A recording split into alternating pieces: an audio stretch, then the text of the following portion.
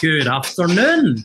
Thank you very, very much for joining us. We've got we've got some amount of people joining us today. Actually, the numbers just keeping going up and up, and no wonder, because today's topic is that four-letter phrase, GDPR. It's depending on what way you look at it, it's either really, really exciting, it's really, really terrifying. It might be a bit of both.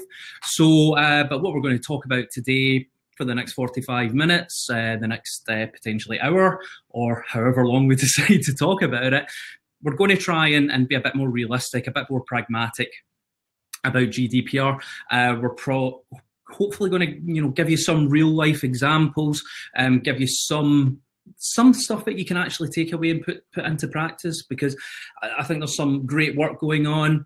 There's some great stuff going on with the consultants and with the lawyers, but sometimes I do feel that actually, when we think about the processes that we undertake every day, everything from sourcing to updating candidate records to deleting candidate records, all these different types of things, I don't think there's necessarily a realistic and pragmatic approach. So I'm delighted that Iker Yüce from Solutions Driven has joined us. Iker's the lead, the sourcing lead for Solutions Driven, who are a fantastic recruitment business based just outside of Glasgow. So it's great to have another Glasgow recruiter joining us today. So thanks very much for joining us, Iker.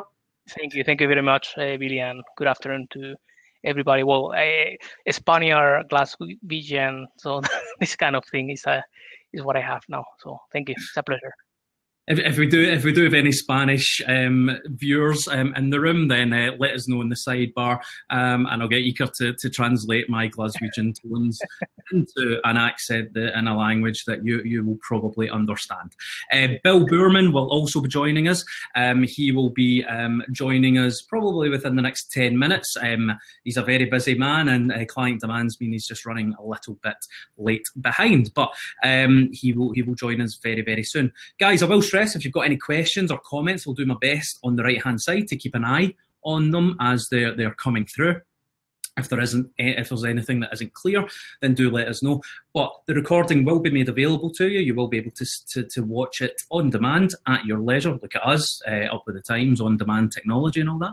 So you will be able to rewatch it. But anything that you want to ask as we go along, or anything that you disagree with, okay, because one of the key things about data privacy law and GDPR is that it is very subjective.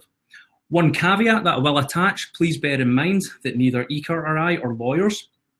Anything that we talk about today is purely our opinion based on the experience that we've been working with. You should validate anything that we talk about with your in-house legal team. Or any legal advisors or consultants that you speak with, okay? Before you actually put anything into practice. So, just to start off, I am going to, I don't tend to kind of bore, sorry, I'm just going to find the right screen. I'm working on a multi-screen solution at the moment. I'm just going to start off by talking just a little bit. I'm not going to bore people with any slides. I will also, send out this document to everyone afterwards, but I think it's quite good to start off the conversation, just talking about some of the work that we've been undertaking, some of our viewpoints on things. Now, this is our 10 actions for recruitment leaders document that we've started working on. It's the precursor to our playbook that's going to be coming out over the next few different weeks.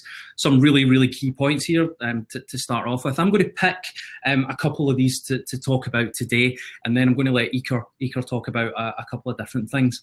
That's great. Thank you. The first thing for me and what seems to be the biggest challenge when we're talking about GDPR is the understanding that, or the belief that there is only one legal basis of processing data, and that's consent. Okay, within a recruitment world, there are potential issues if we are asking candidates for consent to actually process their data.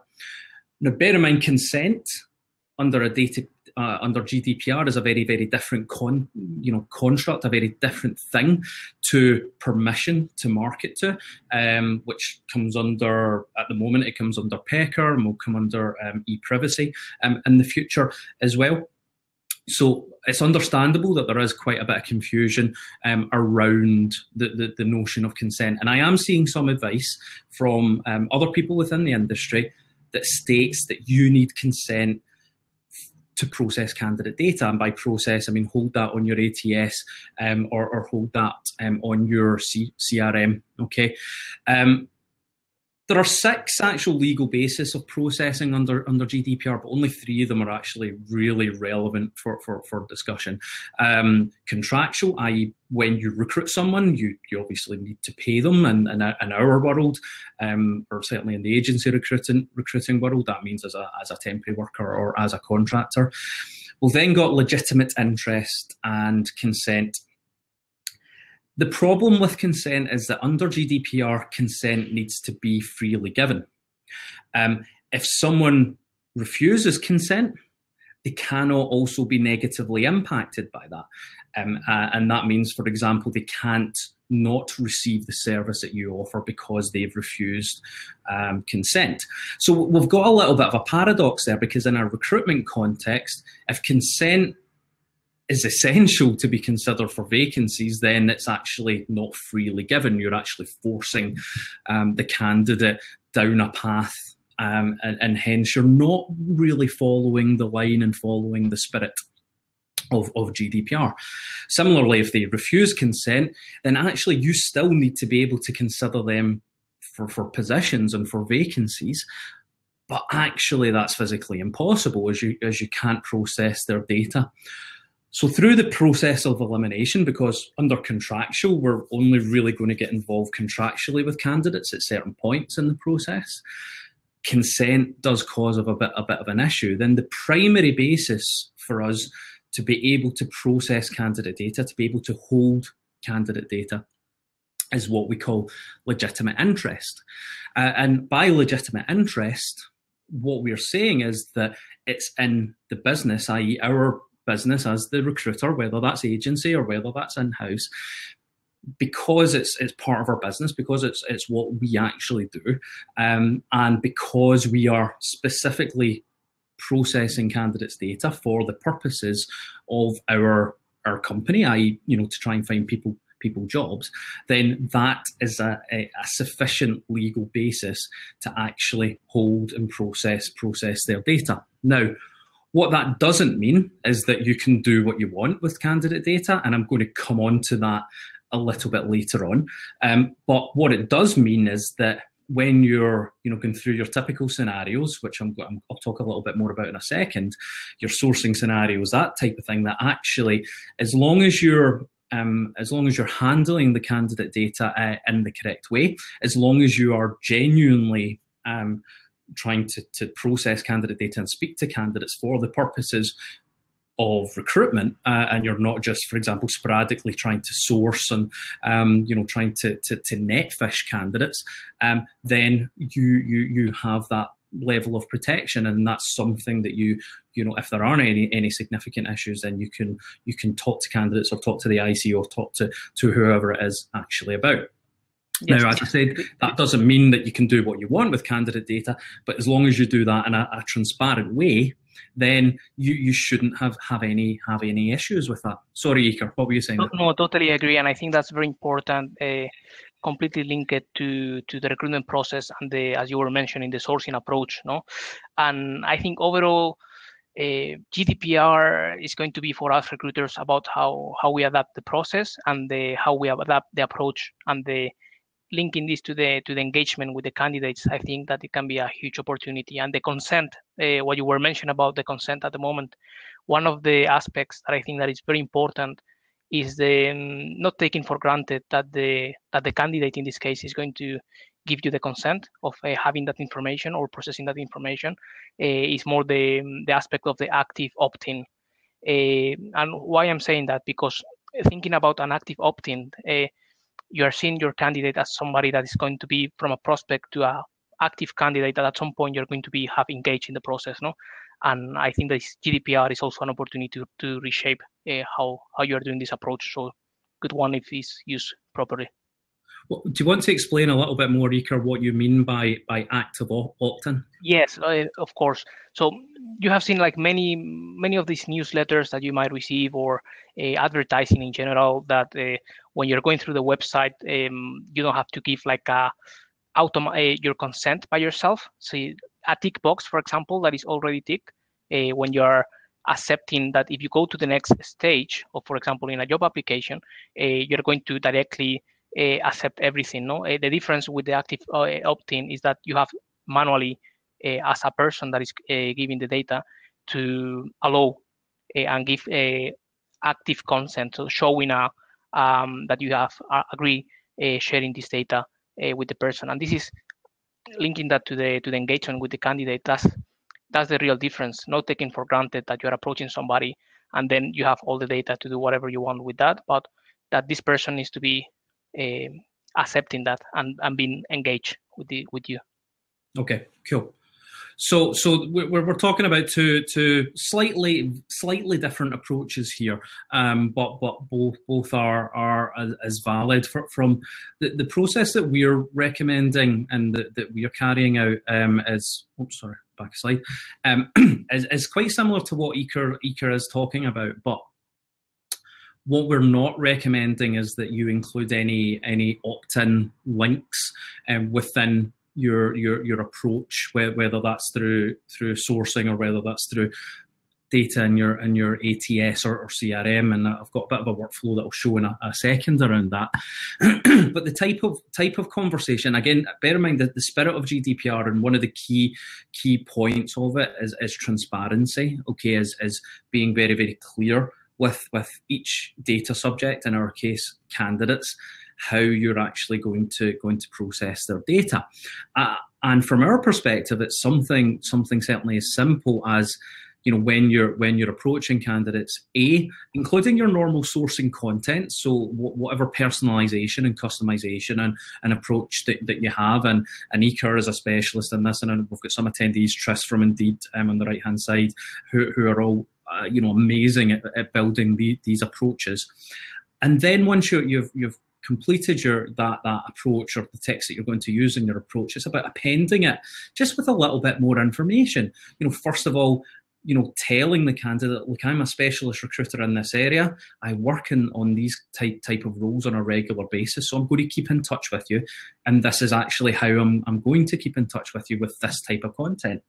Secondly, it's about not hiding your privacy policy and your unsubscribe link in the signature of an email, like we've all been guilty of over the years with Packard, hiding it so that people actually can't see it.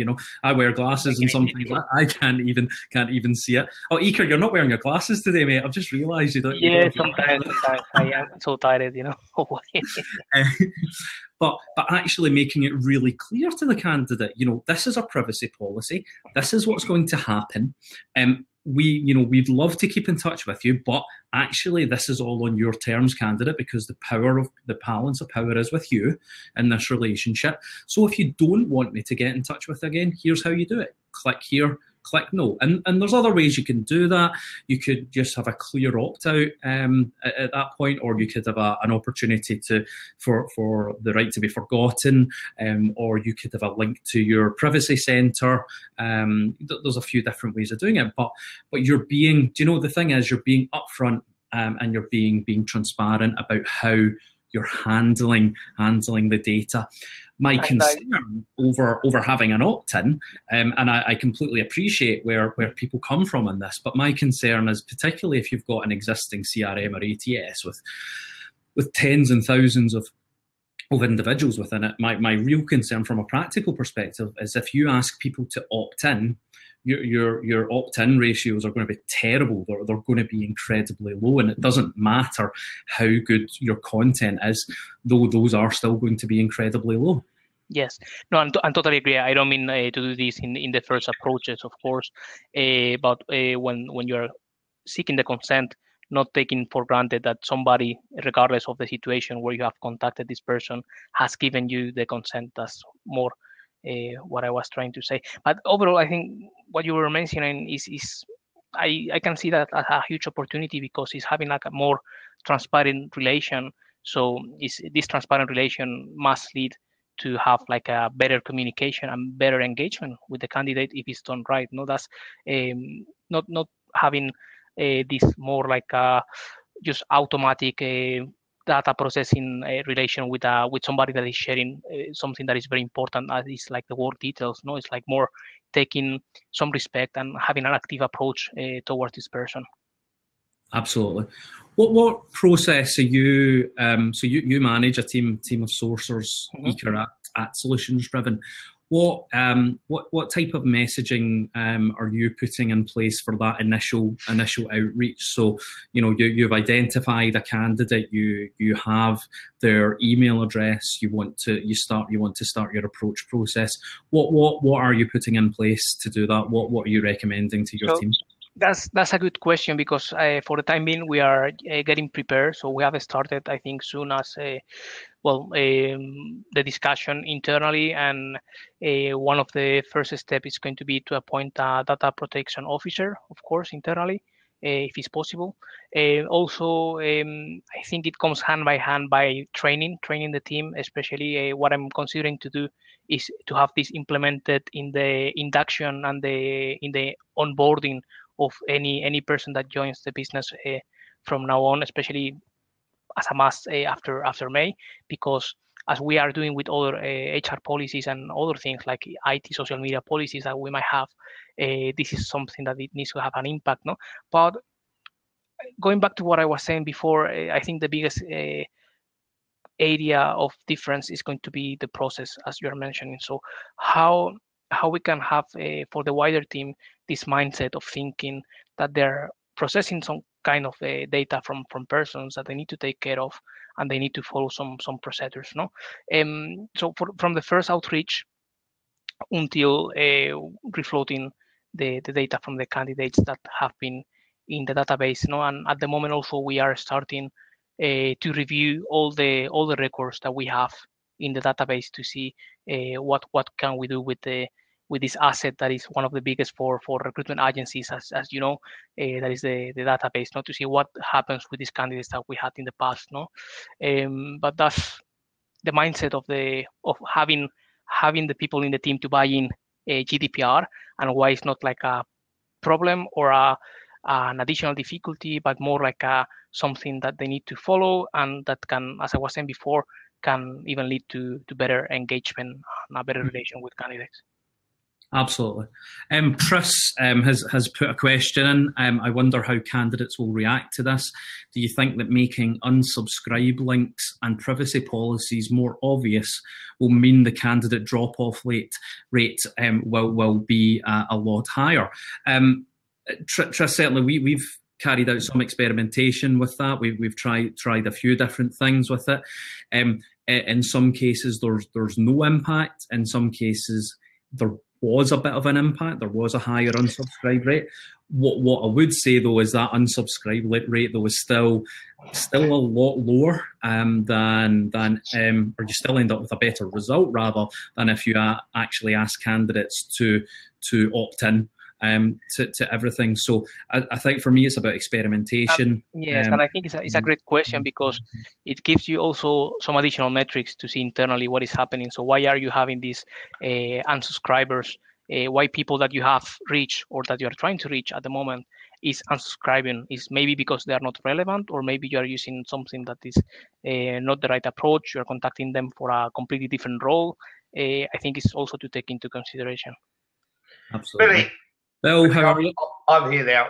It's Bill. Hi all. Hello. I'm sorry for my tardiness and late arrival. I have a comment on that. In that, my view is that we are going to see shrinking numbers of people in databases and CRMs, and that's going to be an excellent thing. Because what we're going to end up with is less active people, but those folks in the CRM are going to be active and are going to be engaged. And I actually think that's going to be better for everyone, better for the candidates, better for the recruiters. I think we've needed for a long time to shrink down this live volume of data that we're working with. I think this is going to give us a great opportunity to do that. Absolutely, and this is the thing. I was trying to find the comment that I've written on one of these slides, but it doesn't, just because you're using legitimate interest, for example, it doesn't give you mandate to hold candidates. There it is. There, you have no mandate to hold candidate information. And definitely, you don't have the right as a recruiter, and we've never had the right. Actually, we've just been very bad. We've just done it. At doing that.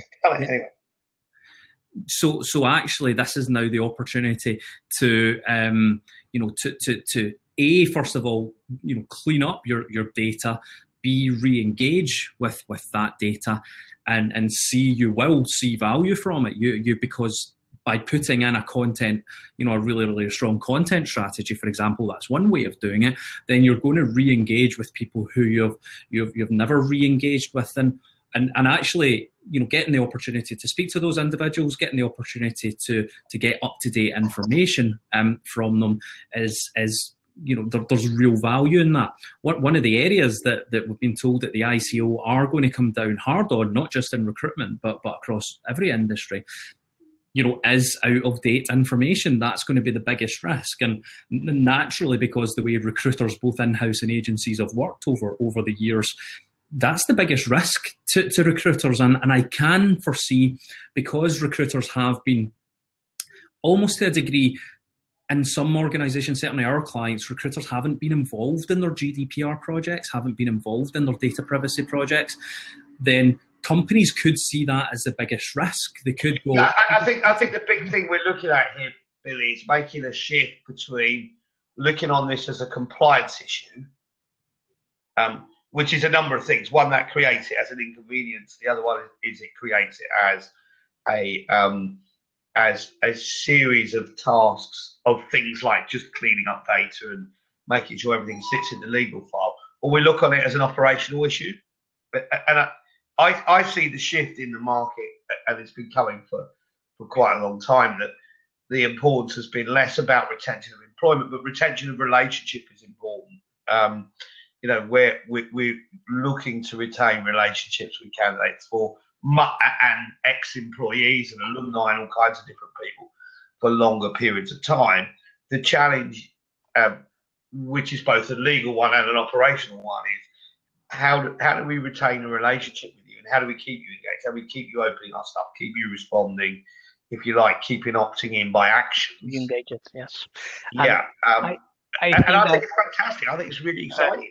Totally agree, and I think that's what we were mentioning before. I mean, as an opportunity, and I have here in the conversation in the chat, I'm seeing our marketing leader, Sus Kinsella, you say that it's something that we should be doing all the time, and I think it's spot on. I mean, taking compliance as an opportunity to improve also the recruitment process and the approach that we're using with people, because sometimes I have these discussions internally, even with the team, like, hey, have you tried your database first for a role, because maybe you have people there that are good and you haven't updated them the details, or you haven't contacted them at first, and this person at some point they gave you the data. So it's even taking outside the GDPR is almost like a respectful thing to do, to see if they are in this direction, if they are still interested, or maybe they have somebody in that area. And also I think that's we should be cleaning the database as much as possible, always. So it should be integrated as part of the process regardless. Yeah, I think it's also beyond the are you interested to are we interesting? Are we interesting enough to you? Jobs are not. I don't think jobs are interesting enough to keep people connected for anything other than the period of time when they're looking. And we've got two sets of challenge under GDPR. One is there is still a requirement that we keep data for as long as required by other legislation. So, for instance, we need to retain candidate records for at least 7 years, as well as the actions. But it's what we're able to do with them. We're not able to action or search that data unless it's what we consider to be active data. So I think the two things that come out of this for me is, one is the need to stop thinking of data as data and start thinking of data as people. That it's a person at the end of it, in which it's a relationship between two people. And the other one is, are we doing enough with the people we're connecting with to keep them engaged and be interesting? And this is where I think things like learning content and all kinds of other things, which even go off relevant employer content, brand and recruiting data, is going to be pretty important here. Yeah. I go back to Bill, your comment just around operational. This is about putting an operational flow in that works both for the recruiters and works for the candidates as well. And actually, the chart you see in front of you doesn't even mention anything about GDPR. It doesn't mention anything about making sure that you're compliant with GDPR, but actually this process, as well as being compliant with data privacy legislation, also meets the needs of your recruiters and meets the needs of your candidates. There are certain things you need to do. You need to, if you are sourcing and you intend to process that candidate's details and use them, you do need to notify them within 30 days that you're doing that. If you get an inbound application, you do need to notify them within 30 days as well. And if you do have, tons and tons of existing data on your ATS or CRM, you really need to do something about that before May. But once you get, through those timescales and start with that content strategy, like Lily's saying at the side, and give them good content like what you've been talking about, Bill, then actually and we've actually been talking about this forever. This isn't a new thing. It's just now maybe we have a reason to make people do it. And to get back to, but just picking up on a point that Tris is saying on the side as well, are actions, i.e. click-throughs, counted as consent? My view would be no, they're not. I would agree with Ben on that. However, you again, this is your basis for processing here, Tris, isn't that you've got consent. Your basis for processing is legitimate interest, and as long as it is. Could I just put in one point? If we can just finish this point. Sorry, every point, you're given the opportunity to the candidate to say no, to unsubscribe, to update their details, to change a preference centre, their preferences within a preference centre. Then you're doing everything that you can to give candidates control of their data. Sorry, Bill. I think there's two aspects to this here that you need to consider in terms of what you can retain data for and what you can do with that data. Certainly, in my interpretation. So you can actually retain past user behavior, which is things like click-throughs, pages viewed, stuff like that. If you're talking about website data for landing pages, you can retain that to personalize the experience, but you can't use that data to process the person.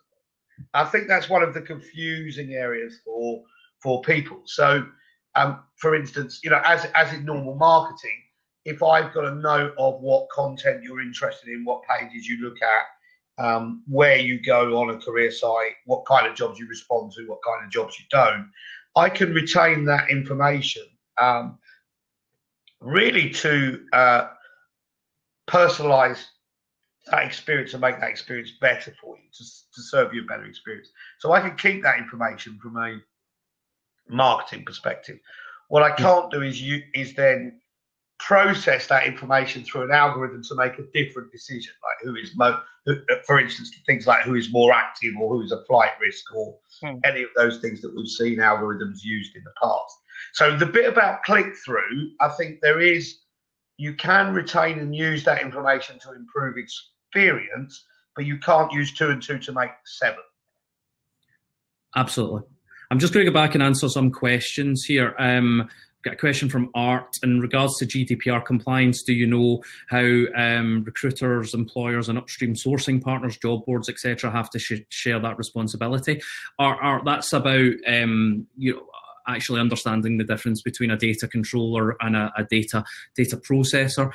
Data controllers are the people who have the vast majority of the obligations and the responsibilities here. Data processors do to a degree as well. Data processors will be people, a lot of it depends on the relationship as well. If you're a recruitment business who is using, or a recruitment team using a job board, the recruitment team is the data controller and they've got the majority of responsibilities, but the data processor or the job board in that case is the data processor. They do still have some obligations, but actually the job board in another context can be a data controller too.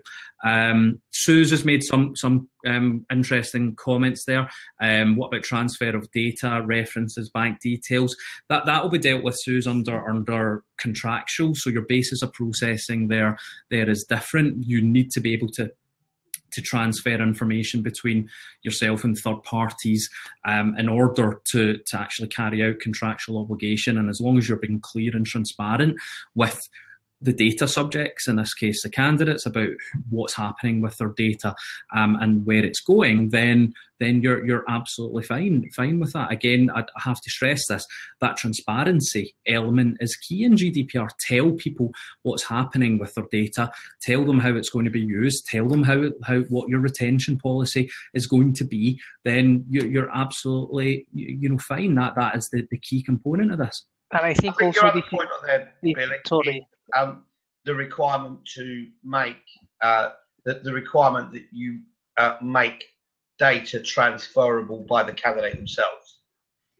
That's the other way of doing it. Export their own data out. So you need to, and this is more of a technical thing, but you need to package the data in a way that I can export it to another source if I choose to.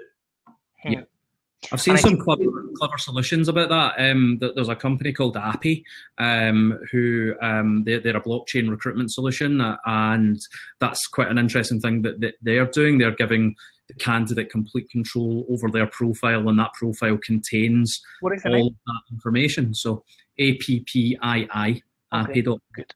So, I think one of the comments also was very interesting regarding all this discussion. Like, I mean, everybody's speaking also about automation now and about the usage of chatbots and things like that.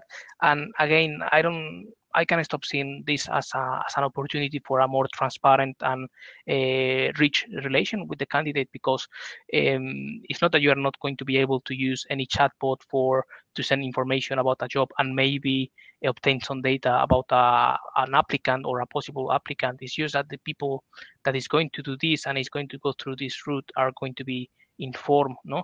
And I think this is, instead of I mean, as a consumer, also this happens to us, that sometimes you go to a website, you have a problem, so you have this chat option, and you think that you're chatting with a customer service agent at some point, and maybe it's a chatbot, no? So having this difference also, and knowing this in advance for a person that might be interested for a job, might create like a better engagement and a better relation with the candidate in the long term, in my opinion. I was looking at this last week actually. With I do a bit of work with JobPal in Berlin. We were looking at this, and we think one of the things is that chatbots, and we're talking about chatbots in general, but chatbots, because it's conversation, is going to be able to ask for explicit permission in its purest form, and not even necessarily using chatbots in any technology. Using that chat thinking is that you're going to, in the flow of conversation, you're going to be able to tell people what's going to happen and ask for permission, and it's kind of like that's the. I'm not trying to hawk one provider or another, but I think that whole that whole chat scenario is pretty interesting, in that you could specifically outline, this is what's going to happen. Are you cool with that? Yes, I am, and you've created your trail of that. So I think there's a major difference between what you're allowed to do in that, and let's talk about any technology. Where I see the challenge coming with GDPR, I'll be really interested in what you think about this, Billy, is the statement on using data that you collect in algorithms to make decisions. So I think this is really where the challenge is, in that if we're going to be using any algorithm, the algorithm has, the formula of the algorithm needs to be clearly stated so you know what it's used for, and you can't use an algorithm to make decisions beyond what the data was provided for. Yeah, absolutely, and that's going to be a key. I'm going to be really interested to see how the machine learning providers, the artificial intelligence providers, how they go about this, because that's a very, very clear and distinct thing. You can't use combinations of information. You can't use multiple data points to make judgments on a data subject's suitability for something, whether that's recruitment, whether that's suitability for a mortgage, whether that's, there's loads and loads of different applications of that. And traditionally, if we take the credit rating side, actually, we've been so used to these companies taking advantage of the fact that they're the only people that are holding this information.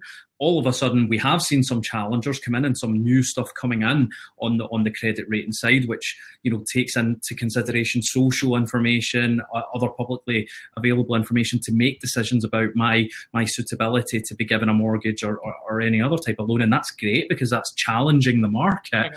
But then all of a sudden, you've got GDPR coming in, which could be seen as being anti-competitive, actually, and that market. So there's that flip. Is it stopping these norms from being challenged? But then there's also the thing, Bill, that I know you're very passionate about, is the evil data for evil thing. Should companies be allowed to use that data anyway to make these life-changing and these important decisions? But I've got a massive problem, and we're going off at a tangent, so I'll try and pull in a bit, but I've got a massive problem in any industry where, a number of providers, and it happens in recruitment as well, where a number of providers are allowed to dominate a certain thing because they hold this principle and information about people. Yeah, I think the big one we've got to look at there, on topic around GDPR, the big one that we really need to consider is actually this question on ranking systems, because we've seen in the past, I know the most common one was the civil action in the US that was settled in the US courts against Monster and Talent over the over algorithmic ranking and comparing of candidates, without them A, knowing they had a profile at all, and B, that some of those profiles were incorrect because the candidates were never given the opportunity to challenge it. So I think this is another area we've got to really think about. I'd love to know what you think, Oka and Billy, over actually using algorithms within our technology, like ranking systems, which at the end of the day, any shortlisting technology is a ranking system, because this is being judged in the same way as credit scoring, and that you're giving preference to one candidate over another in the selection process, which means you are restricting their opportunity. How should we be thinking about that in the future when it comes to technology selection and how we keep candidates informed of what we're doing? I think that's thinking also about GDPR is trying to put the human interaction again at some point. No, you can get it's giving this human activity component in front again of the candidate, because you might get people opting out also from the chatbots or not opting in your subscriptions. But at least, even if you don't have like all the data, this is giving you feedback that maybe something that you're doing to approach people or to screen people, even if it's automatized and it's flawless and everything is working technologically very well, maybe you are doing something wrong. You are not maybe sending the right content, you are not reaching the right people, and it's putting again the human up front, even if GDPR is a more kind of a compliance IT systems overall concern. I think this is taking up the human level, no, and the personalization, my opinion. There's a couple of questions come in that I just want to pick up on. Nathan Connolly, thanks for your question. We're a hyper niche agency with a database of 100,000 candidates. They may well be cold, but they are relevant. We want to approach over the coming years. If they give them the chance to be removed, is that enough when we do reach out? Nathan, my opinion on that is yes. As long as you give them the opportunity at every engagement point, then yes, that's compliant, and that's because, again, you're giving, there's a thing within GDPR called the balance of power. You're giving the power over to the candidate in that case. So I would say yes, that is enough. Warren, really, really good question. Is there not a difference between historical data and new data after GDPR comes in? Warren, great question, because in some cases, yes, there is a difference, and in some cases there isn't a difference. So, for example, when it comes to retention policies, when you put in and implement your retention policies, that's going to be retrospective. So any old data that you have and are holding, yes, that's, you're going to have to apply the retention data, the retention policy to that. Whereas with new data coming in, for example, in terms of what new opt-ins are you going to require, you don't necessarily need any new legal basis for processing existing data on your database. But for new people coming in, yes, you will need to understand what your basis of processing that data is. So that's a really, really good question, actually. So thank you very much for that. One thing I wanted just to talk about, if I can just remember how to share my screen again, just some other considerations. Subject access requests are going to be really, really important. So for those that don't know what that is, that's when a candidate comes to you as an individual recruiter and says, I either want to know all of the information that you have on your CRM about you, or I want to be completely removed from your CRM. I want to unsubscribe, or I want to be deleted. Now, there's some of that, and as Bill there's some of that you can automate. You can give candidates the ability themselves to export that data, and that takes an administrative burden off. You can set automatic rules around when people are unsubscribed, when people are deleted, and that type of thing. But for me, there's quite a big risk with subject access requests. Having worked in recruitment businesses for a fairly lengthy amount of time, I see when these requests come into individual recruiters, and they're quite often ignored, not for any other reason than probably the recruiter doesn't know how to actually deal with them. So that is a potential risk, particularly because there are, these requests now need to be dealt with within, a month or 28 days, depending on what your definition of a working month is. So I would suggest when you're putting these processes in place, you need to make sure that your recruiters know how to handle them. And I would suggest that your recruiters don't handle them. So whether that's, if you are in a position where you're appointing a DPO, like Iker was talking about, not all businesses need to appoint a DPO, by the way. Just to be clear, there are certain limits around that, so you don't have to take that burden on board.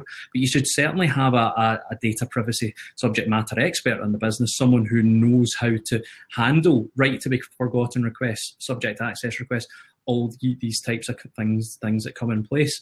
Iker, what are solutions driven talking about with regards to that in terms of how these subject access requests should be handled?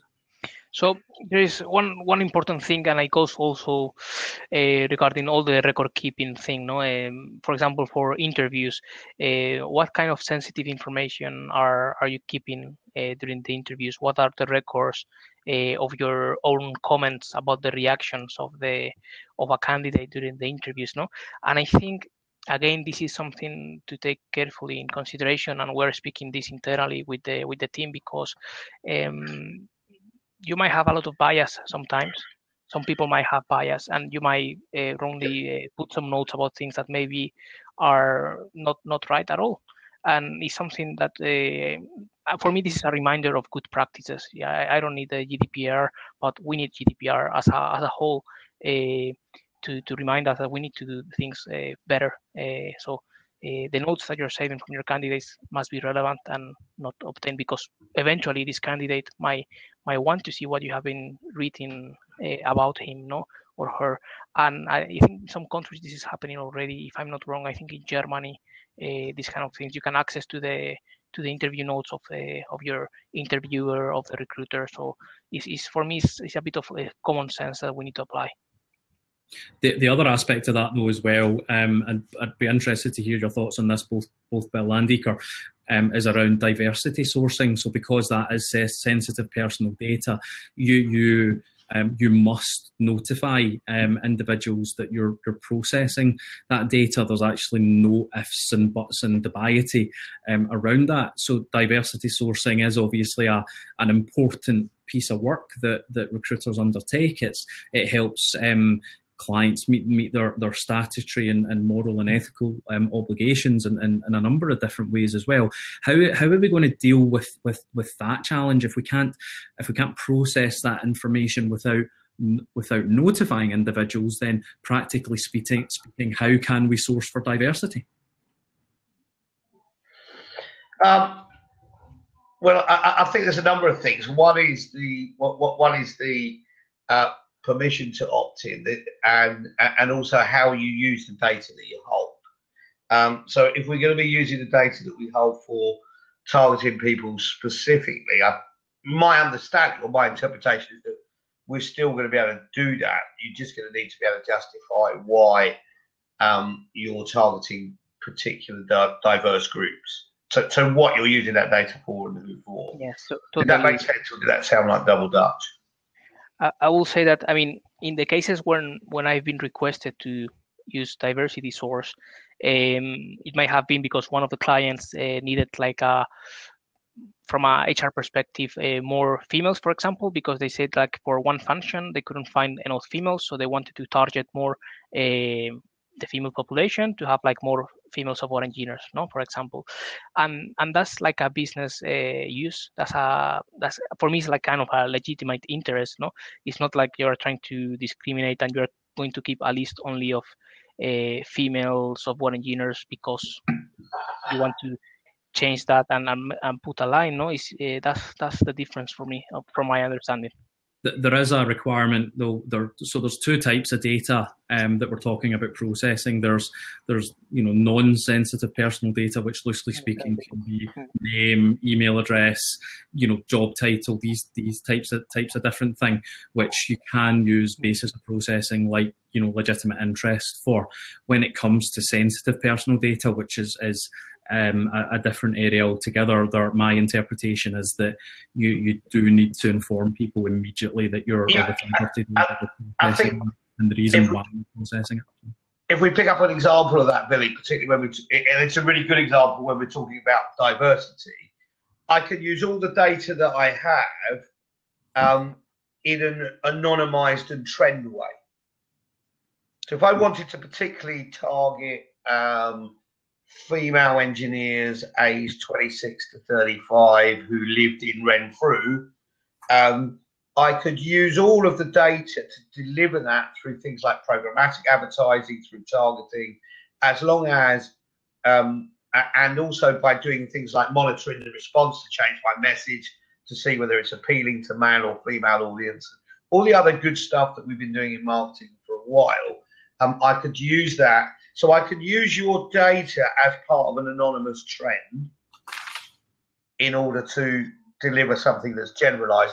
What I couldn't do without asking your permission is using your data on a personal level to target you.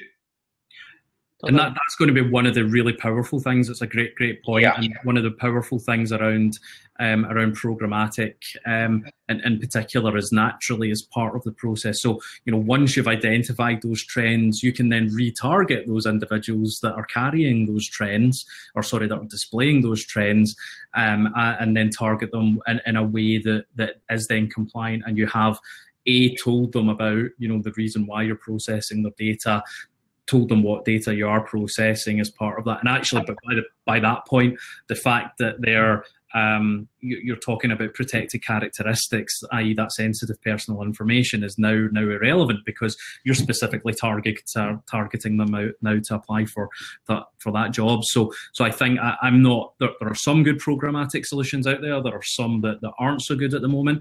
I'm looking forward to see how that industry changes. It's really relevant for us because we're always looking for new ways to fill the funnel, to put candidates into the top of funnel for nurturing. So I'm really interested to see what pans out there, but there's definitely the opportunity for some innovation to take place there.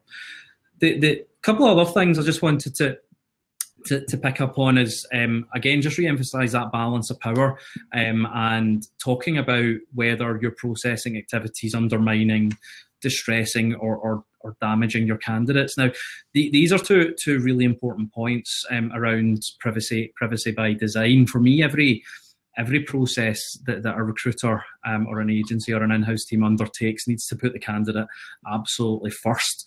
And those are two really interesting tests, actually. Guys, if you're considering any GDPR consultants, then you need to speak to Helen Haddon from Comply GDPR about this. If you need her contact details, let me know, because she spoke about this a few weeks ago to me. And you can use these 2 points to test any process that you're putting in place, any way that you're using your candidate data. Are you, first of all, giving power to the candidate, i.e. can they quite easily take control of their data at any time? And is anything that you're actually doing, is that potentially going to undermine, distress, or be damaging to the candidate? You know, the really basic example from recruitment is the process of speccing out CVs, you know, as a starter for 10. You know, could that be embarrassing to a candidate if their CV is sent out and specced out without someone actually knowing about it? Absolutely. But you can apply that to so many other things. So there are two things that I highly recommend that you do when you're building your new processes and when you're thinking about the privacy of your candidates. Is there anything else, anything that we've not covered off yet, Ika or Bill, that you think? I'm just going through my notes here just to make sure that I've covered off everything that I think we're yeah, I just wanted to pick up on one thing, Billy, because we've had a bit of a side conversation going on, which has been really interesting with Suze Kinsella around actually what's meant by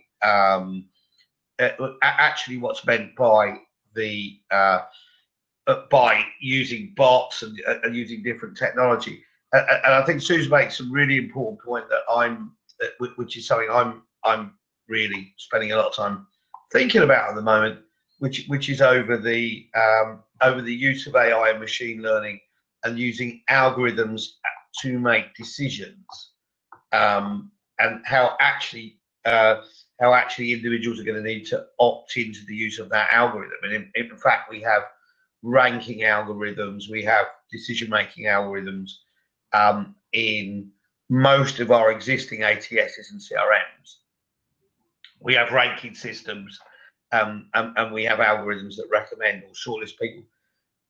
And we're using algorithms and more kind of machine learning, which will ultimately become AI, that actually it's the candidates need to opt in that A, they're happy with the data we're using is correct to come up with that ranking, and B, that they're going to not only have to be happy with the data we're using and that it's accurate, but also understand exactly how that decision is going to be made, how candidates are going to be ranked.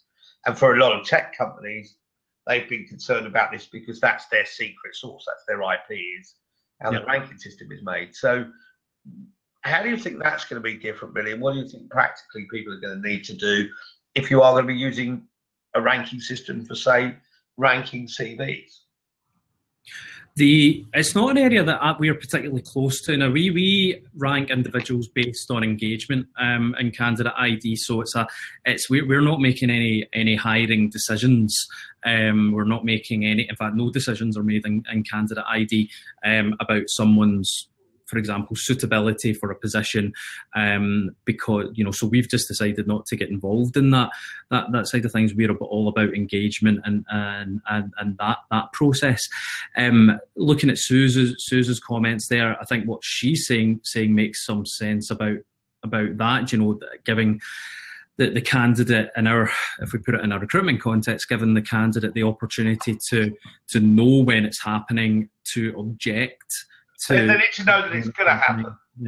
I think that's what they need to get opt into that. And again, I think that's one of the good points, coming back to what I was saying before, no? Because if you have a person that says, okay, I don't want to have my data processed automatically, you have somebody that is engaged and is manifesting this to you. So you have to put somebody up in front of this person, and you have another opportunity to go and dig deeper in this person reasons and interests, no? And I think also, I mean, here in Solutions Driven, we have one sister company that is a SAS called Talentpipeshow, and is to measure the quality of hire. And for example, what we have there is like the processing of the candidates, for example. It involves, again, even if it's done everything in the technical platform, the processing of all this data is done manually by the persons that are involved, no? And I think I'm a big technology advocate, but putting the human at the center of the decisions and at least be able to put a face up front if the candidate is requiring that, I think that's a very good point. I think that's a really, really good point around that. I think there is that opportunity to, again, get candidates speaking to someone very, very quickly, using a bot, for example. Well, it's not a bot, obviously, but using chat. How you declare to candidates that you're making or using that information, again, for me, needs to be included in the privacy policy at every step. Make sure you're telling people that's how their data is going to be used, and then give them the opportunity just to say, to speak to that individual straight away and go speak to the organisation, straight away, and find out more, carry out that objection. That's a good opportunity actually for a recruitment team or a recruitment business to provide a really shit hot level of service to candidates, because it's sometimes certainly within recruitment agencies and actually within in-house teams as well, really difficult to get a hold of a recruiter at times, and someone who's involved in that process. So we need to make it easier for candidates to actually find out more about that process. Historically, we've been really bad at giving that information from a human basis. Telling candidates, for example, why they haven't been considered for a job or why they've been unsuccessful. Because we're human, we're sitting going, oh God, we're really bad at that. We find it embarrassing, we find it awkward.